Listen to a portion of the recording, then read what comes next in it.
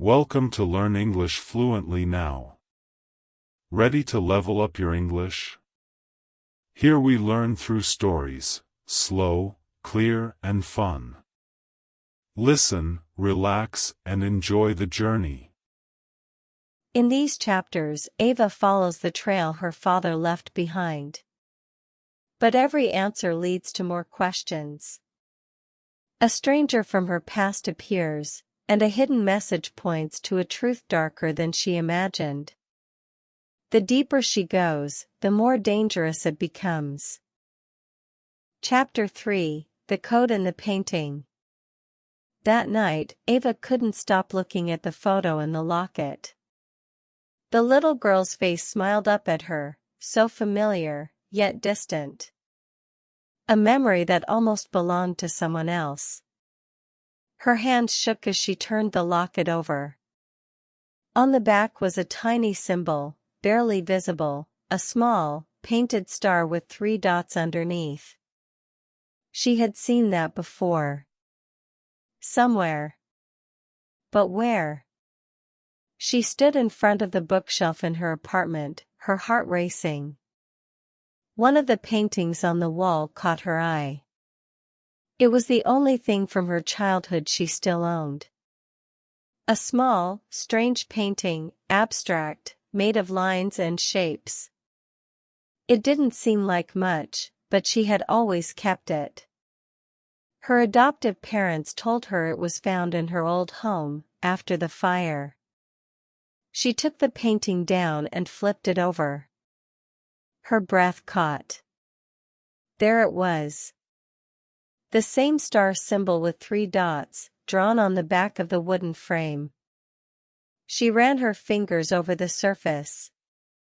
Something clicked.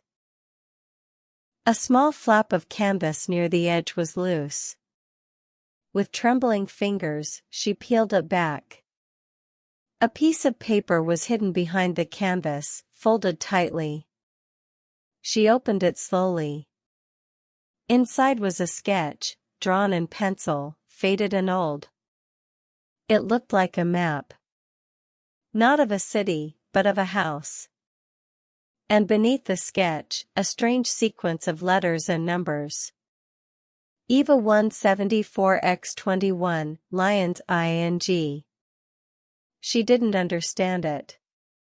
But it meant something. She was sure of it. A sudden knock on her door made her jump. Her heart raced.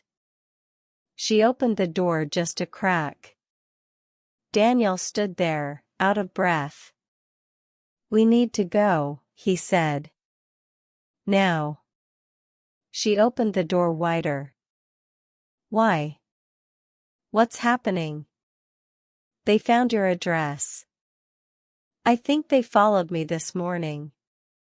"I'm sorry. I tried to be careful." Ava grabbed the paper, stuffed it in her coat pocket, and followed him down the stairs. They moved fast, staying in shadows, avoiding the main streets. Daniel didn't speak. His eyes scanned everything.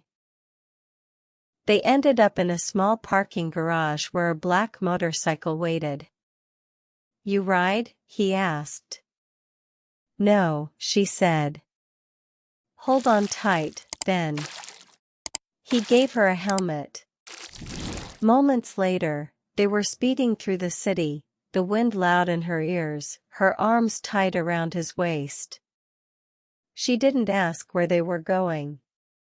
She didn't care. All she knew was that someone was after her, and Daniel was the only one who seemed to know why. They drove out of the city, down country roads, into silence. Finally, they reached an old farmhouse. Abandoned. Overgrown. But still standing. "This used to be safe," he said.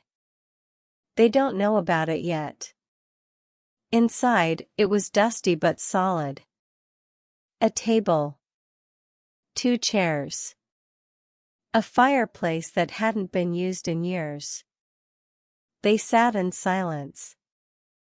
Finally, Ava took the paper from her coat and laid it on the table. I found this in the painting. Daniel leaned in. His eyes darkened as he read the code. This is it, he said. It's the last piece. What does it mean? Daniel took a deep breath. It's a message. From your father. The code leads to something called the lion's eye. A drive. A secret file. It contains data about illegal government tests, things they did in secret, things that could destroy reputations, careers, lives. Your father used to work for them. He discovered the truth and tried to expose it. That's why they came after him. And my mother? Ava asked. She escaped with you. But you were injured in the fire. You were unconscious. And when you woke up, you had no memory. We thought it was better that way. We thought if we hid you, you'd be safe. He paused. But now, someone has found the trail again. They believe you have the key. Bet you know where the lion's eye is hidden. But I don't, Ava said. I don't remember anything. You don't have to, Daniel replied. Because I do. He reached into his jacket and pulled out a folded map. It matched the one in the painting. He placed them side by side. There's a house, he said. In a village called Norcross Glen. That's what the code means, NG. Ava traced the lines with her finger. The house was surrounded by trees. A hidden place. A place no one had visited in years. So we go there? She asked. He nodded. But we won't be alone for long. Once they realize we're moving, they'll come. Ava looked at him. Why are you doing this for me? Daniel didn't answer right away. Then he said softly, because when we were kids, you saved me once. You didn't even know it. You were brave. You made me believe in something good. I owe you everything. Ava felt something shift inside her. A wall breaking down. A truth beginning to bloom. She still didn't remember her past. But she knew, without a doubt, she could trust Daniel. And deep inside, she felt the pull of something stronger than fear. Not just survival. But love. A love that had been waiting for years to return. And now, as the wind howled outside the farmhouse, and shadows grew long across the floor, she knew. The secret he kept was no longer just his. It was hers too. And together, they were going to finish the story her father had started. Chapter 4, The Road to Norcross Glen. Ava woke up in the old farmhouse with sunlight pouring through a cracked window. For a moment, it felt like a dream, Daniel asleep in a chair nearby, his jacket folded under his head. The coded map still lay on the table, its corners curled with age. She moved slowly, trying not to wake him. But he stirred anyway. You're up, he said with a tired smile. We have to go, she replied. Before they find us. He nodded. They packed quickly, only the essentials. The map. The locket. A small bag of clothes. Daniel stuffed a flashlight and a pocket knife into his coat. His movements were practiced, quiet, focused. Outside, the motorcycle stood ready. But this time, they took an old Jeep Daniel had hidden behind the barn. Faster on country roads, he explained.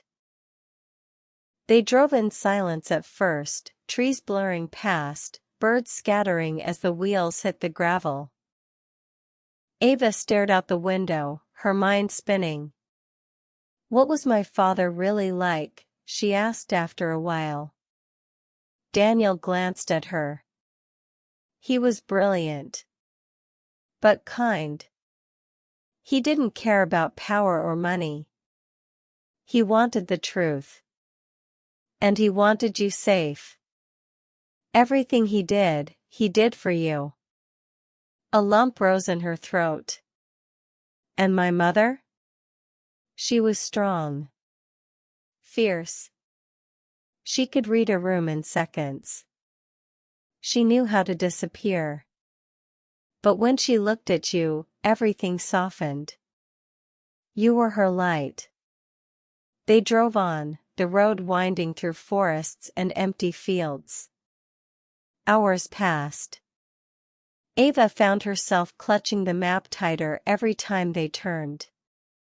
Finally, a weathered sign appeared, Norcross Glen, 2 miles. The village was small, more like a cluster of cottages than a town. Time had forgotten it. Most windows were boarded up. The trees around it stood tall, thick with shadows. Daniel pulled over near an old stone wall. This is it, he said. The house is just beyond those woods. They got out. Ava followed him through the trees, stepping over roots, brushing past low branches. The map guided them now. Every step felt heavier. And then they saw it. A house, hidden in a grove of pine trees. Covered in vines. Wooden boards across the windows. The roof slanted, but intact. This place, Ava whispered. It feels like home? Daniel asked gently. She nodded, though the memory still didn't come. Inside, the air was cold. Dust covered everything. But there was no sign of damage, no broken glass, no vandalism. Just silence.